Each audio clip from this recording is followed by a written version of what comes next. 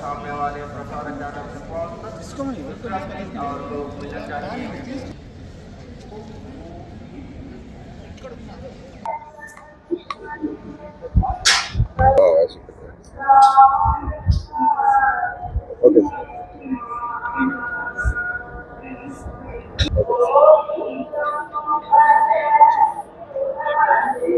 తెలుగు నూతన సంవత్సరాది ఉగాది పండుగ సందర్భంగా తిరుమల తిరుపతి దేవస్థానం కలియుగ దైవమైనటువంటి వెంకటేశ్వర స్వామి ఆశీస్సుల కోసం రావడం జరిగింది. ఈరోజు ప్రపంచమంతా కూడా ఒక ఉద్రిక్త వాతావరణంలో ఉన్నప్పుడు వెంకటేశ్వర స్వామి ఆశీస్సులతో మన దేశంలో శాంతి, అభివృద్ధి ఈరోజు ఏ రకంగా ఇబ్బందులు లేకుండా మనము ముందుకెళ్తా ఉన్నామో మనం చూస్తూ ఉన్నాము.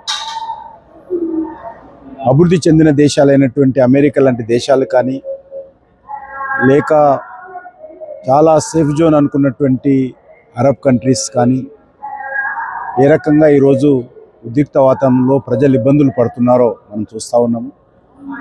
ప్రపంచమంతా కూడా ఈరోజు వార్ జోన్లో ఉంటే భారతదేశం ఏకైక దేశం ఈరోజు సేఫ్ జోన్లో ఉంది, ఆధ్యాత్మికమైనటువంటి జోన్లో ఉంది, డెవలప్మెంట్ జోన్లో ఉంది, మరి శాంతికి సంబంధించినటువంటి జోన్లో ఈరోజు భారతదేశం ఉంది.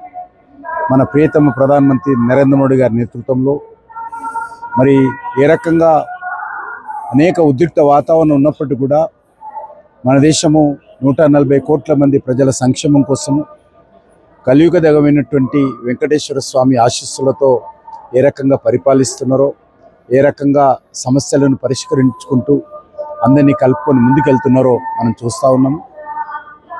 రానున్న రోజుల్లో కూడా మరి మంచి పాడి పంటలతో ప్రజలందరూ కూడా సుఖ సంతోషాలతో